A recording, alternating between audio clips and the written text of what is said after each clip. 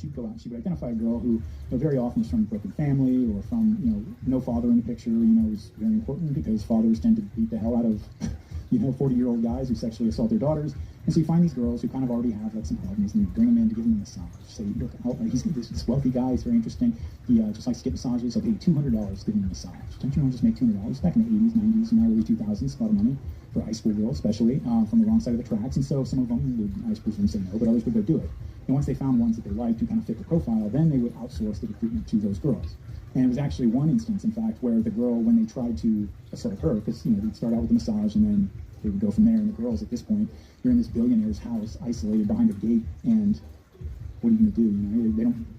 It's a scary situation for a high school girl, obviously. A lot of the people who look at the situation, and I tend to find I guess it's not strange when you really think about it, but when I talk to men about this, they're like, kill that guy, just get rid of that guy. When you talk to women about it, I find that they're a little bit more punitive in their view, and maybe that's just because... What was she doing there? Yeah, they remember being 15, and they're like, I wasn't just some purely innocent dove at 15. Well, men are protective as they should be. Yeah, and so there was one girl who, she did react that way.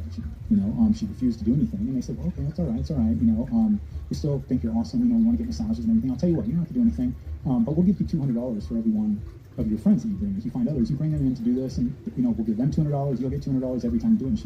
And she did it. And those girls, really kind of sickeningly, I think, they were kind of portrayed in the press as like prostitution solicitors, and kind of these are minors, these are high school girls being manipulated by adults who very skillfully manipulated billionaires. You know what I mean? So that's just a ridiculous idea, like place of responsibility, and kind of a sick thing to write in the newspaper, honestly. But and so they would do that.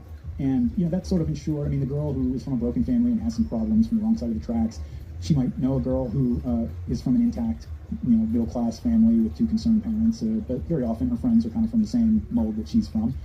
They brought in, they had a father, they had a mother who cared, and they had a pretty regular family who, after everything was over, she ran back to them and told them all about it, and they went to the police.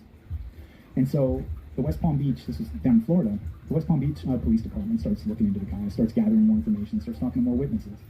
And very quickly, this thing starts expanding out so that 2 witnesses becomes 4, and 4 becomes 8, and 8 becomes 16. It's like expanding a lot, and they're realizing they have a big issue on their hands. And as they're going through, the Netflix documentary leaves out a lot of really important information, but it's really good on this stuff.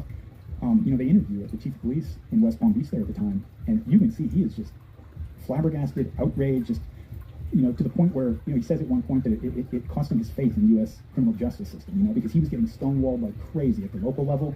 People in his department or somewhere in the local government were leaking the information of the investigation to Jeffrey Epstein. So, for example, when they raided his house, finally, we went in there and all the computers had been taken away. He was totally ready for the raid and prepared.